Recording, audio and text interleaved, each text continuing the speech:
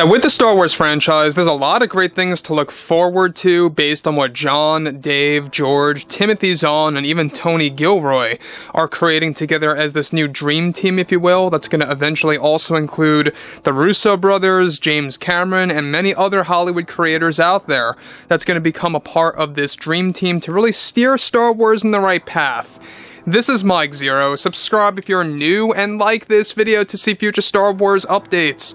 I'm also on Twitter at Mike01. I thank you all so very much for the great and kind support.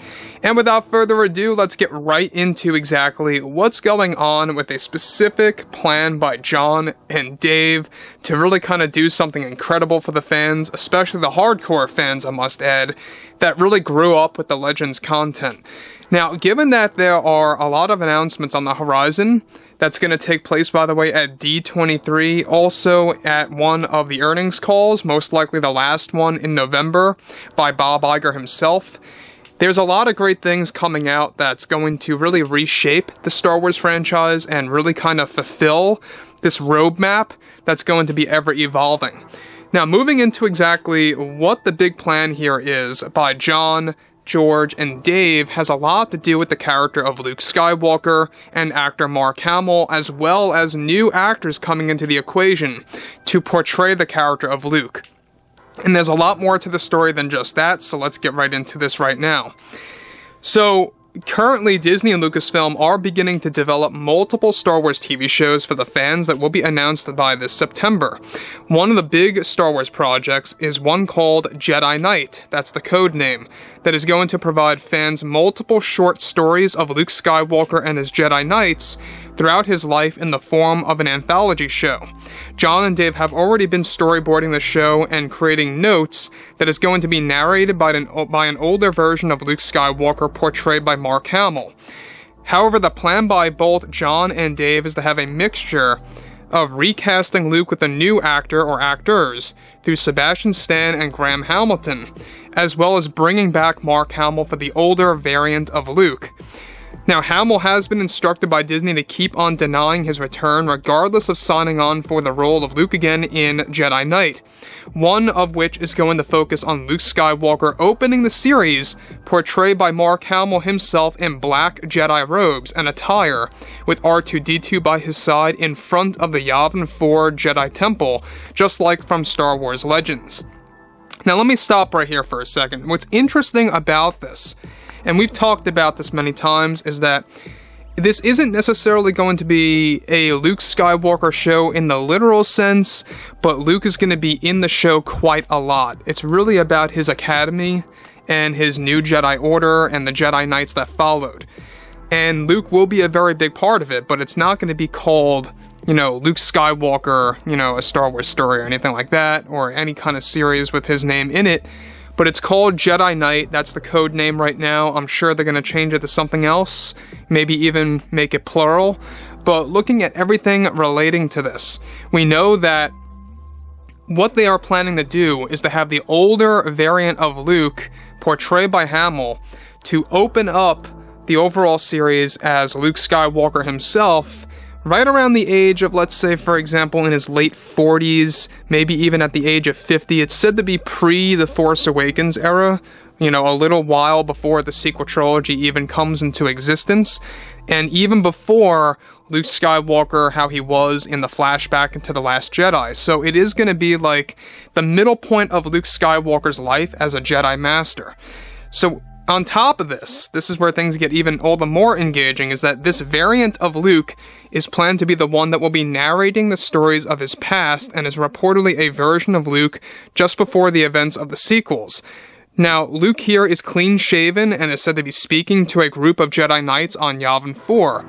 Now, this speaking to his Jedi Knights is said to be a strategy by John and Dave of how the series is set to go into a series of flashbacks featuring past adventures of Luke Skywalker, R2-D2, Lor San Tekka, and other characters.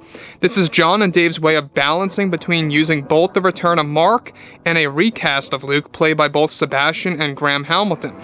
John and Dave are said to also include Kyle Katarn, a popular Legends character that was a self-taught Jedi, in these stories that will be told as Luke's greatest student as well, and are going to retcon sequel trilogy lore related to his Jedi Order in the series that's in early development.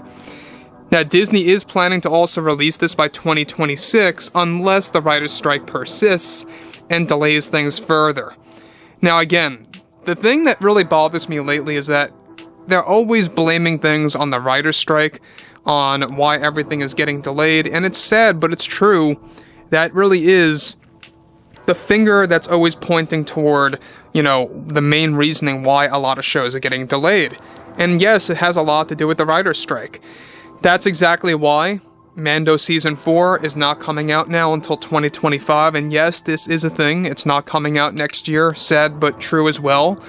Jon Favreau even talked about this, that 2024 is extremely unlikely at this stage, unless they really wanted to rush it, but they're not going to do that. So this show in particular, what's so magical about it, number one, they are canonizing the Jedi Temple on Yavin 4 again. So they're going to make that an actual thing in the Disney canon where now Luke is going to have two Jedi Temples. He's going to have the one on Ossus that you guys saw in the Book of Boba Fett and the Last Jedi flashbacks that gets burned down to the ground. Then you're going to have this Yavin 4 temple base. Now this is basically John and Dave's interesting plan, and part of their big retcon is that Luke Skywalker's Jedi Academy and some of the Knights survived even after Ben Solo destroyed the temple. That's basically what they eventually want to do, and that's going to be one of their remedies of shifting the sequel trilogy lore around. The other thing on top of this is, I'm very intrigued over the fact that they are going to be introducing and retconning Luke Skywalker's Jedi Knights. You guys may or may not know, but we do get an up-close and personal look at what his Jedi students look like in the Rise of Kylo Ren comics. And in there, the Jedi Knights are nowhere near as what you would expect them to be from Legends, for example. This is why John and Dave are basically scrubbing that and replacing them with somebody or people that are going to be more engaging. Different characters that will be more engaging for the audience, that's going to cater to Star Wars Legends lore. So just keep that in mind as well. Now again, we know that John and Dave want to make this a very special series where you're going to have different variants of Luke, mostly throughout his 20s, 30s, and yes, even in his 40s.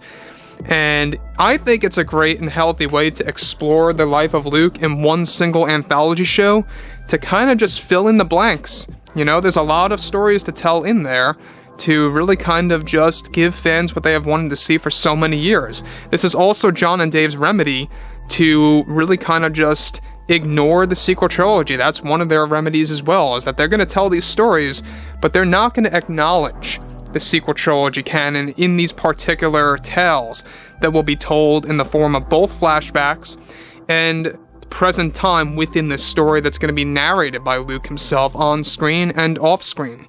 So I would love to hear what you guys have to say about all of this below in the comments, and if you guys did enjoy the content for today, make sure to drop a thumbs up on this video to support the channel, and I will catch you guys next time.